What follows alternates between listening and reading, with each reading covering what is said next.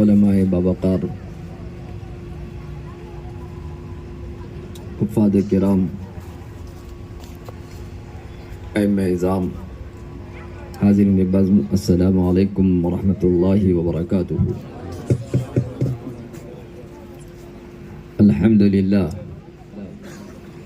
نحمده ونصلي ونسلم على رسوله الكريم وعلى آله وأصحابه الطيبين الطاهرين والأئمة المجتهدين والأولياء والصالحين ومن تبعهم بإحسان إلى يوم الدين، أما بعد، فأعوذ بالله من الشيطان الرجيم، بسم الله الرحمن الرحيم، الذي خلق الموت والحياة ليبلوكم أيكم أحسن عملا وهو العزيز الغفور، صدق الله العظيم وصدق رسوله النبي الكريم، ونحن على ذلك لمن الشاهدين والشاكرين والحمد لله رب العالمين۔ انتہائی ادب احترام کے ساتھ درود پاک پڑھ لیجیے، اللہم صلی وسلم علی سیدنا مولانا محمد معدن الجود والکرم وآلہ الکرام وابنہ الکریم وبارک وسلم کما تحب وترضى بن تصلی علیہ صلی اللہ تعالی علیہ وسلم۔ آج کی یہ مجلس گرامی قدر حافظ قاری تنویر حشمتی صاحب قبلہ زادہ شرفہ وطال عمرہ کے والدین کریمین جناب مرحوم قاسم علی حشمتی، والدہ ماجدہ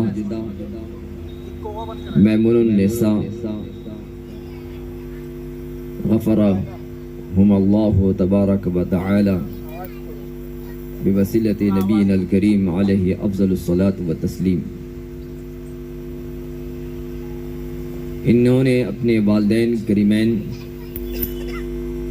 کے ایصال ثواب کے لیے اس جلسے کا اہتمام کیا اور بڑی اپنی اچھی نیت کا اظہار بھی کیا کہ یہ ایصال ثواب صرف میرے والدین کے لیے نہیں بلکہ سارے امت مسلمہ کے لیے ہے، خاص طور پر فلسطین کی سرزمین پر جن نونہالوں نے، جن شیرخواروں نے، دودھ پیتے بچوں نے جوانی کی دہلیز پر پہنچنے کے بعد بڑھاپے کی دہلیز کو چھو لینے کے بعد بچوں اور بچیوں نے، مردوں اور خواتین نے جو جام شہادت نوش کیا ہے، آج کی مجلس ان کے بھی ایصال ثواب کے لیے مقرر کی گئی ہے۔ حضرت سیدنا انس بن مالک رضی اللہ تعالی عنہ بارگاہ نبی صلی اللہ علیہ وسلم میں حاضر ہیں اور عرض کرتے ہیں، یا رسول اللہ صلی اللہ علیہ وسلم، ہم اپنے انتقال کر جانے والوں کی خدمت میں ایصال ثواب کی نیت سے صدقہ کرتے ہیں، حج کرتے ہیں اور دیگر نیکیاں کرتے ہیں، دعا کرتے ہیں، کیا ان سب کا ثواب انہیں پہنچ جاتا ہے؟ اللہ کے نبی علیہ السلام فرماتے ہیں کہ ہاں، ضرور ان کا ثواب انہیں پہنچتا ہے، اور پہنچتا ہی نہیں بلکہ وہ ان سب چیزوں کی وجہ سے ایسے خوش ہوتے ہیں جس طرح کوئی اپنے اسلامی بھائی کو کوئی تحفہ پیش کرتا ہے اور وہ اسے دیکھ کر خوش ہوتا ہے۔ آج حافظ تنویر علی حشمتی صاحب اپنی قسمت پر جتنا ناز کرے کم ہے کہ اللہ رب العزت نے انہیں یہ عظیم سعادت عطا فرمائی کہ اپنے والدین کو خوش کرنے کے لیے ان کی بارگاہ میں خوبصورت نیکیوں کا تحفہ پیش کرنے کے لیے انہوں نے اس بزم کو سجایا ہے۔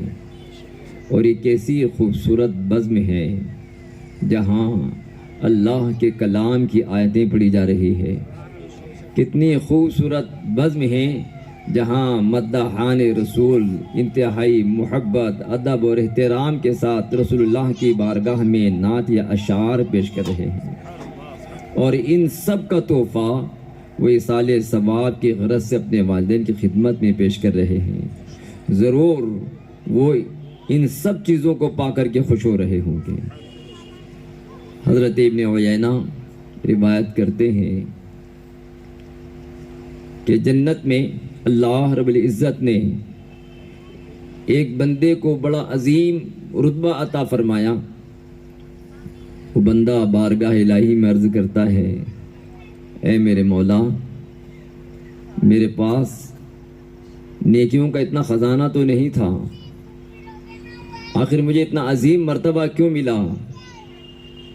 رب فرماتا ہے کہ اے بندے، تجھے اتنا عظیم مرتبہ اس لیے ملا کہ تیرا بیٹا تیرے حق میں دعائے مغفرت کیا کرتا تھا۔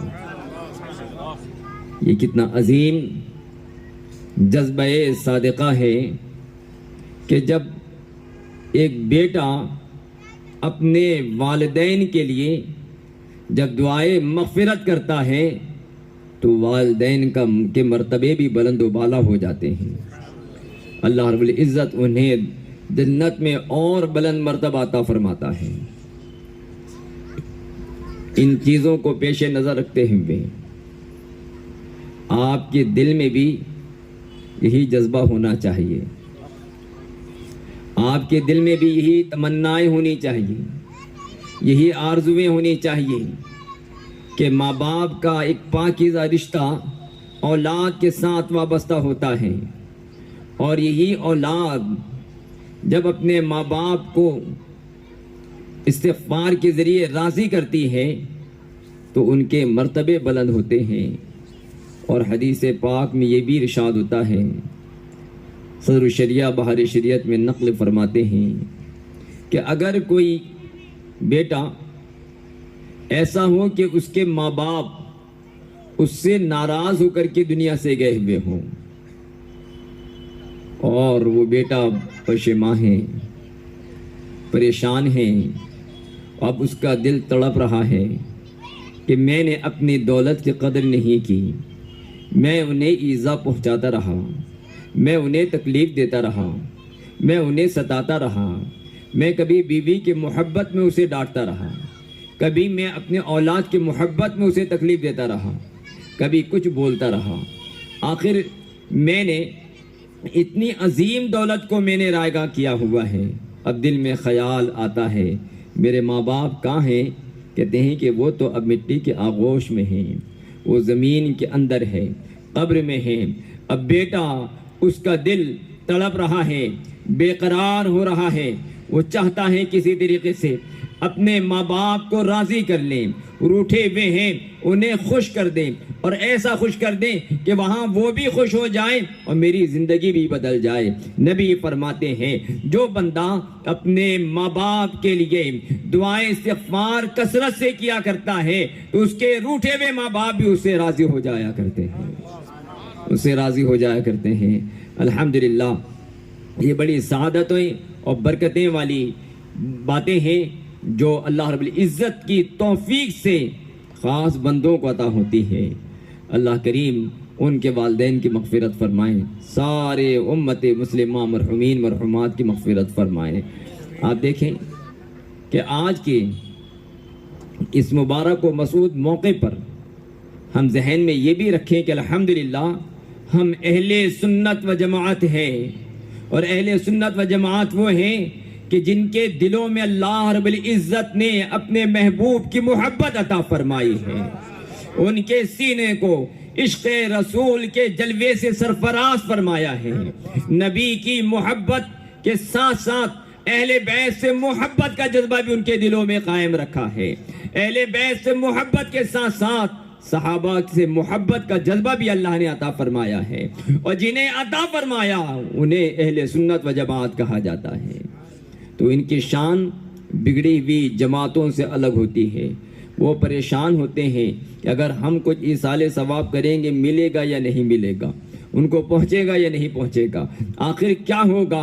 الحمدللہ اہل سنت و جماعت جب دنیا میں اپنے ماں باپ ہوتے ہیں تب بھی فائدہ پہنچایا کرتے ہیں، جب دنیا سے رخصت ہو جایا کرتے ہیں تو ایسی محفلیں قائم کر کے تب بھی انہیں فائدہ پہنچایا کرتے ہیں۔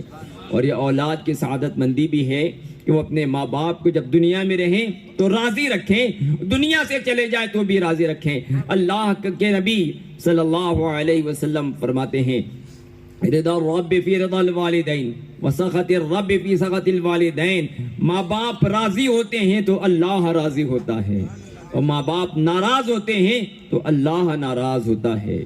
مسلمانوں، ایک اور حدیث آپ سماعت کرو، حضرت صدر الشریعہ بہار شریعت میں نقل کرتے ہیں کہ اللہ کے نبی صلی اللہ علیہ وسلم فرماتے ہیں کہ جو بندہ اپنی ماں کو محبت کی نگاہ سے دیکھا کرتا ہے اللہ ہر دیکھنے پر اسے حج مقبول کا ثواب عطا فرماتا ہے، اسے حج مقبول کا ثواب عطا فرماتا ہے۔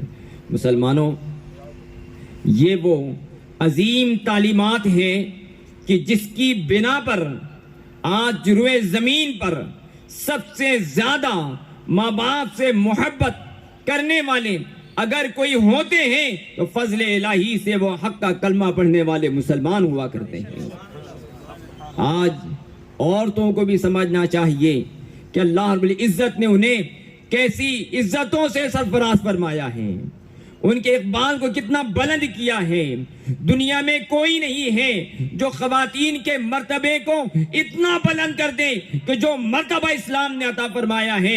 نبی فرماتے ہیں الجنت تحت اقدام الامہات، اللہ نے جنت کو ماں کے قدموں کے نیچے رکھی ہے۔ آخر یہ مرتبہ کس نے دیا ہے؟ اسلام نے عطا فرمایا ہے، اور اسی تعلیمات کی بنا پر ایک بندے کے درمیان اس کے دل میں جو سب سے زیادہ محبت ہوتی ہے وہ ماں باپ کی محبت ہوتی ہے، اور اسلام نے سب سے زیادہ اس پر فوکس کیا ہے اور اس کی تعلیم اور اس کی ہدایت فرمائی ہے۔ یہی وجہ ہے کہ آپ دیکھیں آج کے دور میں اور آج کی سوسائٹی میں ہم جس ماحول میں رہ رہے ہیں، آج انداز زندگی بدل گیا ہے، انداز فکر بدل گیا ہے، نظام خانگی بدل گیا ہے، لوگوں کے سوچنے سمجھنے کا انداز بدل گیا ہے، بے رخی بڑھ چکی ہے، دوریاں بڑھ چکی ہیں، ماں باپ کے ساتھ محبت کے علاقے ختم ہوتے ہوئے نظر آ رہے ہیں، ان کا اکرام ختم ہو رہا ہے، ان کا ادب ختم ہو رہا ہے، ان کے ساتھ جذبات کے جو دلی تعلقات ہونے چاہیے تھے وہ دم توڑتے ہوئے نظر آ رہے ہیں۔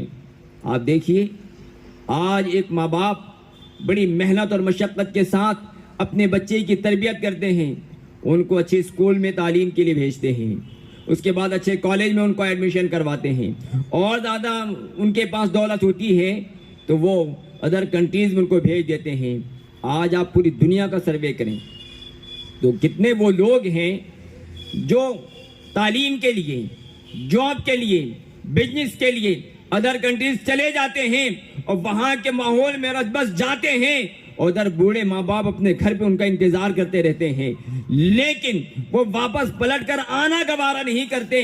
آج دنیا میں ایسے بوڑھے لوگوں کو ٹھہرانے کے لیے اولڈ ایج ہوم بنائے جاتے ہیں جہاں کثرت سے تعلیم یافتہ طبقہ، مالدار طبقہ اپنے ماں باپ کو اسی اولڈ ایج میں لا کر کے رکھ دیتا ہے، اور یہ بیماری سارے معاشرے میں ہے۔ اگر تاریخ اٹھا کر کے دیکھیں، حالات کا جائزہ لیں کہ سب سے کم اگر یہ کہیں ملتا ہے تو الحمدللہ یہ مسلمانوں میں نظر آتا ہے۔ تو عورتوں کو بھی ناز کرنا چاہیے کہ اللہ رب العزت نے اولادوں کے دلوں میں عورتوں کا جو اکرام ماں کی شکل میں عطا فرمایا ہے، کسی اور نے وہ اکرام عطا نہیں کیا ہے۔ کہاں سے لوگ اپنی عزت کو تلاش کریں گے؟ عزت ملتی ہے تو اسلام کے دامن کرم میں ملا کرتی ہے۔ آپ دیکھیے آج لوگ بڑے آزادانہ ماحول کے دلدادہ ہوتے ہیں کہ آج ہم کالج میں جا رہے ہیں، لڑکے کالج میں جا رہے ہیں، لڑکیاں کالج میں جا رہی ہیں، وہ اپنے اسلامی تہذیب و تمدن کو چھوڑ رہے ہیں، اپنے انداز اسلام کو چھوڑ رہے ہیں، اصول اسلام کو چھوڑ رہے ہیں اور اپنی مرضی کے مطابق اپنی زندگی گزارنے کی کوشش کرتے ہیں۔ لیکن اس طرح کی زندگی گزارنے والے ہمیشہ نقصان میں رہا کرتے ہیں، اور وہ صرف تنہا اپنے آپ کو نقصان میں نہیں ڈالتے ہیں بلکہ پوری قوم کو نقصان میں ڈالتے ہیں۔ اور آج کے دور میں تو مسلمانوں بڑے سنبھل کر چلنے کا دور ہے، ہوش و حواس کو سامنے رکھ کر کے اپنی زندگی گزارنے کا دور ہے۔ اگر ہم نے اپنے حالات کو سمجھا نہیں اور یوں ہی اگر ہم نے بغیر تدبر کے اور بغیر سوچے سمجھے دنیا کی تہذیب و ثقافت کو اگر ہم نے ایکسپٹ کرتے ہوئے زندگی گزاری تو ہمارے ساتھ جو حادثات ہونے والے ہیں وہ انتہائی افسوسناک ہوں گے۔ میں آپ کو ایک مثال پیش کروں، اسپین جہاں پر 700 سالہ اسلامی اقتدار رہا، جب یورپین کنٹریز نے سوچا کہ یہاں سے کسی صورت سے ان کا خاتمہ کیا جائے تو انہوں نے ایک پالیسی بنائی۔ پالیسی انہوں نے یہ بنائی کہ جگہ جگہ مراکز قائم کیے جائیں، وہاں اسلام کے اصول کے تعلق سے شبہات پیدا کیے جائیں، اسلام کے احکام کے تعلق سے شبہات پیدا کیے جائیں۔ یہ تو سمجھ سے باہر ہے، یہ اسلام کی یہ چیز سمجھ میں نہیں آتی ہے، یہ آخر یہ چیز کیوں بنائی ہوئی ہے، آخر ان کو عورتوں کو پردے میں کیوں رکھا جاتا ہے۔ اس طریقے سے ذہن کو نوجوان نسلوں سے اسلام کو نکالنے کی کوشش کی گئی۔ اور دوسری چیز، انہوں نے جگہ جگہ شراب کے اڈے قائم کیے اور مفت شراب وہ نوجوانوں کو پلانا شروع کیا، اور اسی کے ساتھ ساتھ انہوں نے خوبصورت لڑکیوں کو ان کے گناہوں میں ڈبانے کے لیے وہاں مقرر کیا۔ اور جب یہ پوری قوم جب اس شہوتوں میں مبتلا ہو گئی تو جو 700 سال کا اقتدار تھا وہ سارا اقتدار ختم ہوا اور پوری بادشاہت اور نظام مملکت ختم ہوتی بھی نظر آئی ہے۔ آخری کس سے؟ یہ بدعملی سے۔ لوگ سمجھتے ہیں کہ ہم ایسا کر کے گزر جائیں گے ہمارا کیا ہوگا۔ اتنے بڑے حادثات ہوتے ہیں کہ ہم سوچ بھی نہیں سکتے کہ کس طریقے کے بڑے سے بڑے حادثات ہو جاتے ہیں۔ آج ضروری ہے کہ نوجوان نسلیں وہ اپنا محاسبہ کریں اور بچے اور بچیاں اپنی زندگی کے اندر اصلاح لے کر کے آئے کہ ہماری عزت و آبرو کا اگر کوئی محافظ ہے تو صرف اور صرف وہ مذہب اسلام ہے، اس کے علاوہ اور کوئی عزت دے نہیں سکتا، اور کوئی رفعت دے نہیں سکتا، اور کوئی عظمت نہیں دے سکتا۔ اگر کوئی دے سکتا ہے تو صرف اور صرف وہ اسلام ہے۔ آپ دیکھیے، کھلی آنکھوں سے آپ دیکھیے، آپ کہتے ہیں اور ہم بھی کہتے ہیں کہ یہ دور پڑھے لکھے لوگوں کا دور ہے، تعلیم یافتہ لوگوں کا دور ہے، ترقی پسند لوگوں کا دور ہے، اور ٹیکنالوجی کا دور ہے، ریسرچ کا دور ہے۔ انسان ترقی کے منزلوں کو آگے بڑھتا ہوا نظر آ رہا ہے۔ میں پوچھتا ہوں، اتنا ترقی یافتہ دور ہے، لوگ اتنے آگے بڑھ چکے ہیں، تو آج کی اس دور میں یہ کیوں سمجھانے کی ضرورت پڑ رہی ہے بیٹی بچاؤ اور بیٹی پڑھاؤ؟ یہ تو ایک بے زباں جانور بھی ہوتا ہے تو وہ تو اپنے بچوں کی محبت میں اپنی قربانی دے دیتا ہے۔ چھوٹے چھوٹے جانور بھی وہ اپنے بچوں کو محفوظ رکھنے کے لیے بڑے جانوروں کے مقابل پر آ جاتے ہیں۔ ان کے اندر اتنی حس ہے کہ وہ اپنے بچوں کو اپنی حفاظت کے لیے ہر طرح کی قربانی دینے کے لیے تیار ہو جاتے ہیں۔ آپ نے دیکھا ہوگا کہ مرغی اس کے ساتھ اگر بچے ہیں اور اس کے مقابل میں اگر کتا آ جاتا ہے تو وہ اس کا مقابلہ کرتی ہے، کیوں؟ اس لیے کہ باپ کے دل میں، ماں کے دل میں اولاد کی محبت ہوا کرتی ہے۔ مگر کیسی ترقی کہ آج بولنا پڑ رہا ہے بیٹی بچاؤ بیٹی پڑھاؤ۔ مسلمانوں، خواتین و حضرات، آپ دیکھیں کہ دور کیسا تاریخ ترین دور ہے۔ اگر آپ نے آنکھیں کھول کر کے اس دور کو سمجھنے کی کوشش نہیں کی اور ان کے بہاؤ میں بہہ گئے تو یاد رکھیے تمہاری عزتیں دفن ہو جائے گی، تمہارا وقار ختم ہو جائے گا، تمہاری رفعتیں ختم ہو جائے گی۔ رفعتیں اگر باقی ہیں تو صرف اور صرف اسلام کی بنا پر باقی ہے۔ آپ دیکھیے، اسلام نے لڑکیوں کو کیسی عزت عطا فرمائی ہے۔ اللہ کے نبی صلی اللہ علیہ وسلم سارے عالم کے لیے رحمت بنا کر کے بھیجے گئے، سارے عالم کے لیے رحمت بنا کر کے بھیجے گئے۔ اللہ کے نبی صلی اللہ علیہ وسلم فرماتے ہیں جس کے گھر میں اگر بیٹی ہو اور باپ اس کی تعلیم و تربیت کر کے وقت پر اس کا نکاح کر دیں تو نبی فرماتے ہیں کہ وہ میرے ساتھ جنت میں داخل ہوگا، اور اتنا قریب ہوگا جیسے کہ ایک انگلی دوسری انگلی کے قریب ہوا کرتی ہے۔ سبحان اللہ۔ یہ لڑکیاں ہمارے لیے زحمت نہیں ہوا کرتی ہیں، ہمارے لیے تو وہ رحمت کا سامان ہوا کرتی ہے۔ یہ دوسرے لوگ ہیں جو لڑکیوں کو اس نظریے سے دیکھتے ہیں کہ پیٹ میں جان پڑ جانے کے بعد بھی اس کی جان نکالنے کی در پہ ہوا کرتے ہیں۔ آخر یہ عزت کون دیتا ہے، رفت کون دیتا ہے، یہ بلندی کون دیتا ہے؟ یہ صرف اسلام ہمیں عطا کرتا ہے۔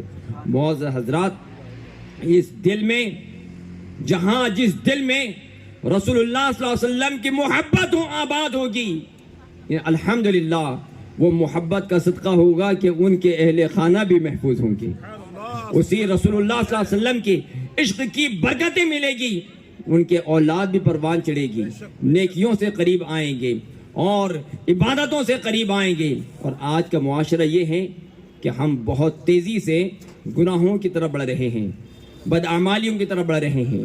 آج ہمارے تہذیب اور ہماری ثقافت اسلامی تہذیب و ثقافت نہیں رہی، بلکہ ہم ماڈرن اسٹائل کو اپنانے کی کوشش کر رہے ہیں۔ مسلمانوں، یہ ہمارے لیے تباہی کا باعث ہے۔ ہماری ذمہ داری ہے کہ ہم اپنے آپ کو اسلام کی تعلیمات کے قریب لے کر کے آئیں، اسی کے سائے میں زندگی گزاریں، اسی کے اصول کے مطابق ہم اپنی زندگی گزاریں، تو اس میں ہماری زندگی کی بھی بہتری ہے اور آخرت کی بھی بہتری ہے۔ آپ سوچیں گے کہ دیکھیے کہ اسلام کے ماننے والے ابتدائی دور میں وہ ایسے ابتلا اور آزمائش کے دور میں تھے جہاں ہر طرف ظلم اور بربریت تھی، جہاں خون اور ظلم اپنے انتہا کو پہنچا ہوا تھا۔ ایسے ماحول میں صحابہ کرام رضوان اللہ علیہم اجمعین وہ دین پر، ایمان پر مضبوطی کے ساتھ قائم رہا کرتے تھے، پیٹ پر پتھر باندھے ہوئے ہوا کرتے، لیکن وہ اپنے اسلام کی عظمت کو دل سے نہیں نکالا کرتے تھے۔ ہر ظلم سہتے مگر اسلام پر مضبوطی سے قائم رہتے، ہر درد سہتے اسلام پر مضبوطی سے قائم رہتے، اور کبھی ذرہ برابر زبان سے وہ شکوہ نہیں کیا کرتے تھے۔ آپ دیکھیے، یہی پیٹ پر پتھر باندھنے والی وہی نورانی اور مقدس جماعت جب یہ دین پر مضبوطی سے قائم رہے تو جن کے پیٹ میں پتھر بندھے ہوئے تھے اللہ رب العزت نے سارے عرب کی بادشاہت انہیں عطا فرمائی ہے۔ صرف عرب ہی تکبیر، نعرہ رسالت، فیضان اہل بیت، فیضان صحابہ، نعرہ حیدری۔ آپ محسوس کریں، دیکھیں کہ کس طریقے سے صحابہ کرام رضوان اللہ تعالی علیہم اجمعین نے اپنا اظہار پیش کیا ہے۔ انہوں نے ظلم کے آنکے اپنے گھٹنے نہیں ٹیکے، اپنے اسلام کا سودا نہیں کیا، اسلامی تہذیب کا سودا نہیں کیا، نماز کو ترک نہیں کیا، ہر محاذ پر اسلام پر مضبوطی سے قائم رہے، تو اللہ رب العزت نے وہ رفعت بلندی انہیں عطا فرمائی ہے۔ اور آج بھی اگر ہم ان کے نقش قدم پر چلیں گے تو یقینی طور پر وہی برتری ہمیں میسر آئے گی، وہی ترقی ہمیں نظر آئے گی، وہی فائدے ہمیں نظر آئیں گے، وہی اقتدار نظر آئے گا جو اللہ رب العزت نے صحابہ کرام کو عطا فرمایا تھا۔ کس طریقے سے ظلم کی داستانیں اس دور میں لکھی گئی ہیں، مگر دین پر استقامت کے ساتھ جو باقی رہتا ہے اللہ رب العزت دنیا میں بھی عزت عطا کرتا ہے اور جنت اس کا استقبال کرتی نظر آتی ہے۔ آپ دیکھیے کہ لوگ تو دنیا کی دولت میں اپنی اسلامی تہذیب و ثقافت اور اپنے معاملات کا سودا کر لیتے ہیں اور اسی کو بہتر جان کر بہت دور اصول اسلام سے چلے جاتے ہیں، بدعملیوں میں مبتلا ہو جاتے ہیں۔ لیکن میں ایک خاتون کا تذکرہ کروں گا، وہ خاتون جو غریب نہیں تھی، جو بے سہارا نہیں تھی، جو فاقہ مست نہیں تھی، بلکہ وہ خاتون جس نے بادشاہ کی ملکہ رہ کر کے اپنی زندگی گزاری ہے، جس کے ارد گرد باندیاں اور غلام خدام ہوا کرتے تھے، جن کے ناز اٹھائے جاتے تھے، وہ کون؟ وہ فرعون کی بیوی حضرت آسیہ۔ ان کے بارے میں قرآن کریم نے ذکر فرمایا کہ یہ خاتون نے جب اسلام لایا، کہ حضرت موسیٰ علیہ السلام کے مقابل پر جب فرعون نے جادوگروں کو جمع کیا اور اس جادوگروں کا جادو جب فنا ہوا، اس فنائیت کو جب انہوں نے دیکھ لیا کہ موسیٰ علیہ السلام کو اللہ نے حق کا معجزہ عطا فرمایا، تو سارے کے سارے جادوگر سجدہ ریز ہو گئے اور کہا آمنا برب ہارون و موسیٰ، ہم ایمان لاتے ہیں ہارون اور موسیٰ کے رب پر۔ ادھر جادوگر ایمان لاتے ہیں، ادھر جناب آسیہ ایمان لاتی ہے۔ فرعون نے دیکھا کہ میری بیوی ایمان لائی، میں تو خدائی کا دعویٰ کرتا ہوں، میں تو رب ہونے کا اعلان کرتا ہوں، اور میری بیوی میرے ساتھ رہنے والی، زندگی گزارنے والی، اس محل میں رہنے والی، اس نے اسلام قبول کر لیا۔ غصے میں بھر گیا، باہر نکلوایا، زمین پہ ڈلوا دیا، چت لٹا دیا، ہاتھوں اور پیروں کے اندر کیلیں ٹھونک دیے گئے، پیٹ پر پتھر رکھ دیا گیا۔ مسلمانوں پوچھو، وہ ایک عورت ہے، ایک خاتون ہے جس نے ایمان کا سودا نہیں کیا، تکلیفیں سہ رہی ہیں، مشقتیں اٹھا رہی ہیں، مگر ایمان کا سودا نہیں کیا۔ آخر وہ کہتی ہے اللہ تیری رضا کے لیے میں نے اسلام قبول کیا ہے، اے مولا مجھے دنیا میں جنت دکھا دے۔ رب تبارک و تعالی نے اپنے فضل سے حضرت آسیہ کو دنیا ہی میں جنت کا ٹھکانہ بتا دیا۔ یہ کیسی نعمتیں تھی، کیسی برکتیں تھی۔ آج کے حالات ایسے ہیں کہ صرف محبت کے نام پر، عشق کے نام پر، پیار کے نام پر، دنیا کی خواہشات کے نام پر لوگوں کے قدم بہک جاتے ہیں اور اتنے دور نکل جایا کرتے ہیں کہ جہاں جہنم ان کا انتظار کر رہی ہوتی ہے، جہنم کے شعلے جس کا انتظار کر رہے ہوتے ہیں، جہاں جہنم کا ابدی عذاب ان کے لیے مقرر ہوا کرتے ہیں، وہ اپنی خواہشات پر اپنے دین کا قرب کو قربان کرتے ہیں۔ مگر وہ آسیہ کیسی آسیہ تھی جو محل میں چین و سکون کو قربان کر کے اسلام کو اپنے دل میں بسا کر کے دنیا سے جا رہی تھی۔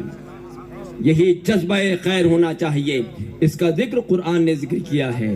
اے مسلمانوں، اس عورت سے بھی ہمیں درس لینا چاہیے، اس کے استقامت کو بھی دیکھنا چاہیے، دین پر مضبوطی سے قائم رہنے کا جذبہ بھی دیکھنا چاہیے۔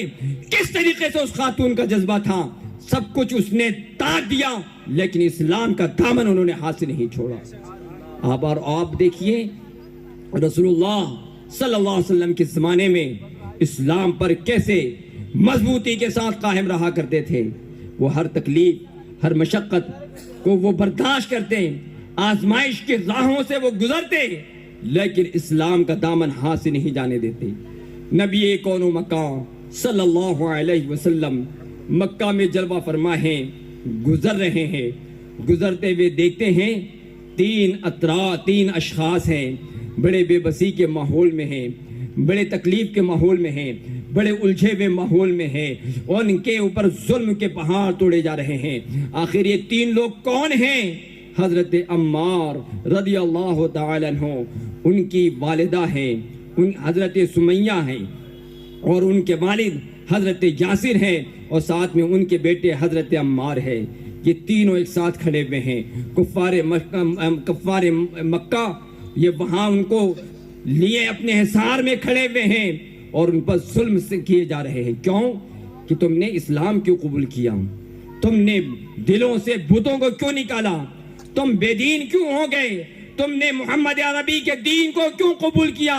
تم پر ظلم کیا جائے گا، تمہیں ستایا جائے گا، اذیت پہنچائی جائے گی جب تک کہ تم دل سے کلمہ حق کو نہ نکال دو۔ وہ خاتون کہتی ہے کہ سنو، سب کچھ ہو سکتا ہے مگر نبی کی محبت ہمارے دل سے نہیں جا سکتی ہے، اسلام کی عظمت ہمارے دلوں سے نہیں جا سکتی ہے۔ کہا تم ظلم سہ لو گی؟ کہا کہ ہر ظلم سہنے کے لیے تیار ہوں، ہر تکلیف سہنے کے لیے تیار ہوں۔ آخر ہوتا یہ ہے اسے لوہے کی زرہ پہنا دی جاتی ہے، دھوپ میں کھڑے کر دیا جاتا ہے، وہ خاتون ہے، بھوک اس کے ساتھ کھڑی ہوئی ہے، مگر اس کے بعد بھی وہ اسلام کا کلمہ پڑھتی ہوئی نظر آ رہی ہے۔ ساری کوششیں رائے گا گئی۔ ابو جہل کہتا ہے سمیہ یاد رکھ، تو کلمہ چھوڑ دے ورنہ میں بھی تجھے تیر چلا کر تجھے یہیں پر ختم کر دوں گا۔ کہا کہ موت کو گلے لگانا یہ عاشقوں کا کام ہوا کرتا ہے، موت سے عاشق رسول نہیں ڈرا کرتے، تو ہمیں موت سے نہ ڈرا۔ ادھر کہنا تھا سن سناتا و تیر نکلتا ہے، ناف میں لکھتا ہے، اور اسلام کی پہلی خاتون جامع شہادت نوش کرتے ہوئے نظر آتی ہے۔ تو لوگ سمجھے کہ اسلام کی قدر کیسی ہے۔ آج اسلام ہمیں اتنے آسانی سے ملا ہے، ان مجاہدوں کی قربانیوں کا نتیجہ ہے۔ انہوں نے اپنی زندگی قربان کی ہے، اپنی زندگی کا چین قربان کیا ہے، تب جا کر کے ہمیں یہ اسلام ملا ہے۔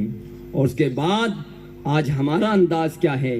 اسلام کی عظمتیں ہمارے گھر سے جا رہی ہے، فیشنیبل ماحول ہمارے گھروں کے اندر آ رہا ہے، برتھ ڈے کے نام پر ڈانس پارٹیاں ہمارے ہاں ہو رہی ہے، عبادت سے غفلت ہمارے ہاں ہو رہی ہے، قرآن سے دوری ہمارے ہاں ہو رہی ہے، گندے فلموں کا دیکھنا یہ نوجوانوں میں عام سے عام تر ہو رہا ہے، ناجائز تعلقات بنانا یہ محبت اور ریلیشن شپ کے نام پر جس میں دنیا آگے بڑھ رہی ہے۔ مسلمانوں، یہ تمہارے لیے تباہی کا ذریعہ ہے۔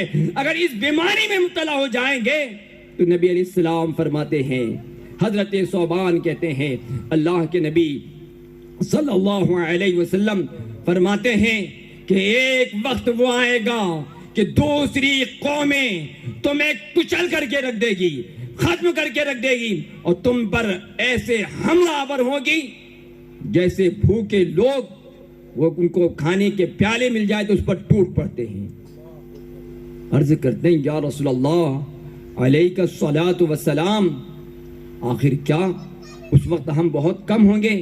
نبی فرماتے ہیں کہ کم نہیں ہوں گے، تعداد میں بہت ہوں گے، لیکن تمہارا معاملہ اس طرح ہوگا جس طرح سیلاب آتا ہے اور اس کا جھاگ نکلتا ہے، اس جھاگ کے مانند تم ہو جاؤ گے اور تمہارے دلوں کے اندر وہن آ جائے گا۔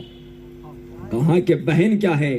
کہا کہ دنیا کی محبت اور موت کا ڈر آ جائے گا تو تمہارے دلوں سے، کفاروں کے دلوں سے تمہاری ہیبت نکال دی جائے گی۔ تو یاد رکھیں کہ جو دنیا کی محبت ہے، اس محبت میں گرفتار ہو کر کے ہم اپنے آپ کو آزمائش کے حوالے کرتے ہیں۔ آپ سمجھتے ہو کہ ہم رات ایسی گزار رہے ہیں موبائل پر، اور جس طرح چاہے ہم اپنی زندگی گزاریں، لڑکے اپنی زندگی گزاریں، لڑکیاں اپنی زندگی گزاریں، اور جس طرح چاہیں زندگی گزاریں۔ یاد رکھو کہ ساری وہ قومیں ہیں جو عذاب الہی میں مبتلا ہوئی ہیں، ان کا وجود ختم ہو چکا ہے، کیونکہ حقیقی زندگی دینے والی ذات اللہ کی ہے، موت دینے والی ذات اللہ کی ہے۔ لہذا جس رب نے تمہیں پیدا کیا اسی رب کا مان کر کے ہمیں اس دنیا میں زندگی گزارنے کی ضرورت ہوگی۔ آپ دیکھیں کہ اسلام نے ہمیں کیسی نعمتیں عطا فرمائی ہیں، کیسی پاکیزہ زندگی عطا فرمائی ہے۔ آج ساری دنیا حیران ہو کر کے دیکھ رہی ہے کہ برائیوں کا ایک سمندر بہہ رہا ہے، لیکن مسلمان ابھی بھی اس سے بہت دور ہے۔ آپ دیکھیے پوری دنیا میں شراب فیشن ہو چکی ہے، صرف کم سے کم شراب نوشی کرنے والے دنیا میں اگر کوئی پائے جاتے ہیں تو وہ مسلمان قوم ہے۔ پوری دنیا میں زنا عام ہو چکا ہے، رشتے مردوں کے درمیان نکاح کے نام پر قائم کیے جا رہے ہیں، عورتوں کے درمیان قائم کیے جا رہے ہیں، اور ترقی یافتہ دنیا اپنے اپنے پارلیمنٹ میں بیٹھ کر اس کے بل پاس کر کے اس کو صحیح اور درست قرار دے رہی ہے۔ لیکن اگر یہ بیماری اگر کہیں سب سے کم نظر آتی ہے تو مسلمانوں میں نظر آتی ہے۔ آج دنیا اس پہ ریسرچ کر رہی ہے کہ آخر یہ کیا بات ہے، تو ان کو ایک ہی بات نظر آتی ہے کہ اس کی وجہ یہ ہے کہ صرف اور صرف یہ ہندوستان بلکہ پوری دنیا میں قرآن و حدیث جو اسلام کے سر چشمے ہیں، ان کی تعلیمات مدرسے کی چٹائی پر بیٹھ کر سینے میں محفوظ رکھنے والے مسجد و ممبر سے جب یہ پیغام اپنے قوم کو عطا کرتے ہیں، اسی کا نتیجہ ہے کہ یہ قوم اس سے محفوظ نظر آتی ہے۔ الحمدللہ آج کی یہ عظیم مجلسیں، یہ مجلس یہ ہمارے اپنے دین کی عظمت کو سمجھنے کے لیے ہے، اور اس بات کو سمجھنے کے لیے ہے کہ ہماری زندگی ایک کامیاب زندگی ہونی چاہیے، با مقصد زندگی ہونی چاہیے، ہمارا ظاہر بھی پاک ہونا چاہیے، ہمارا باطن بھی پاک ہونا چاہیے،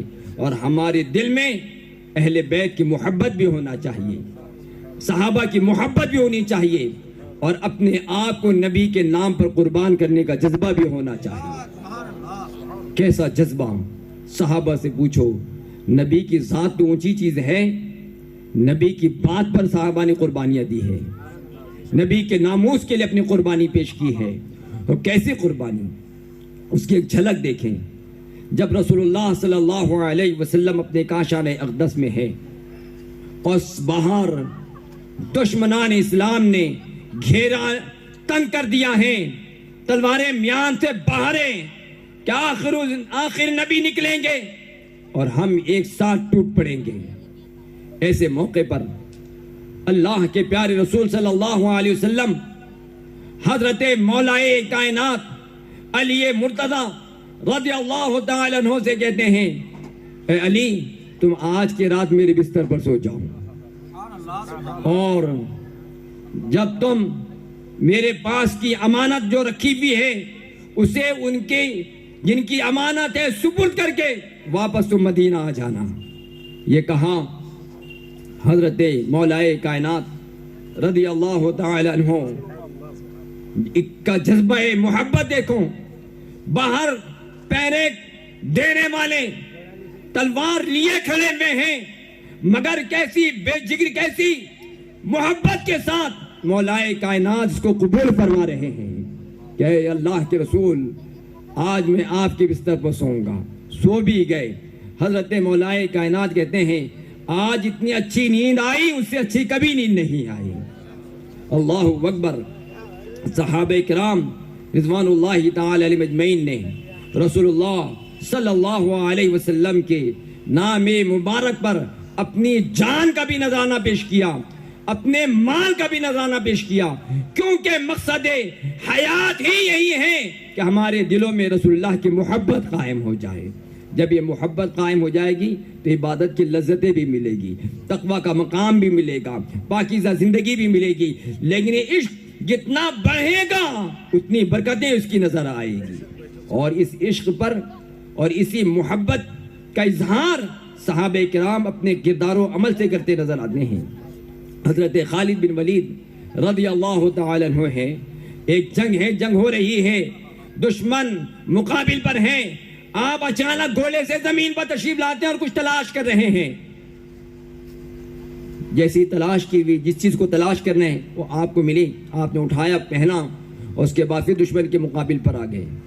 پوچھنے والوں نے پوچھا اے خالد آخر معرکہ اتنا سخت تھا، چاروں طرف سے تیر و سنان کی بارش ہو رہی تھی، سارے لوگوں کی نظر اسلام کے بڑے کمانڈر خالد بن ولید پر تھی، آخر کیا وجہ ہے کہ تم نے ایسے ماحول میں کسی گری ہوئی چیز کو اٹھانے کے لیے تم نے اپنے آپ کو اس طرح گھوڑے سے اتارا کہ تھوڑی اگر چوک نہ ہوتی تو ممکن تھا کہ تمہارا لاشا تڑپتا رہتا۔ آخر وہ کیا چیز تھی جس کے لیے تم نے اتنا بڑا رسک لیا؟ کہتے ہیں کہ سنو، وہ ایک ٹوپی تھی جس کو میں سر پہ سجا کے رکھتا ہوں، اور اس ٹوپی کے اندر رسول اللہ صلی اللہ علیہ وسلم کے منہ مبارک رکھے ہوئے تھے، اور اس کی عظمت کے لیے میں گھوڑے سے اترا, اس کو سر پہ سجایا, کیونکہ میرا عقیدہ یہ ہے اللہ مجھے جو فتح عطا فرماتا ہے وہ منہ مبارک کا صدقہ ہوا کرتا ہے. یہ عشق رسالت اور یہ محبت یہ ہمارے دلوں میں بھی ہونا چاہیے.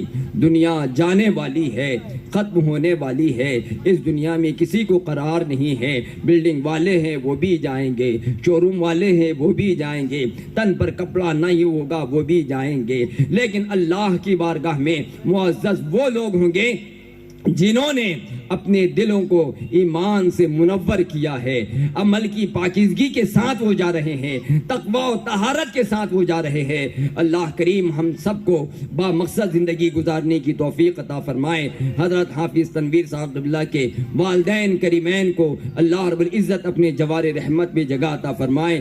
سارے مومنوں کو اللہ مغفرت فرما کر ان کے درجات کو اپنی بارگاہ میں بلند سے بلند تر فرمائے. واخر دعوانا الحمدللہ رب العالمین. السلام علیکم ورحمۃ اللہ وبرکاتہ.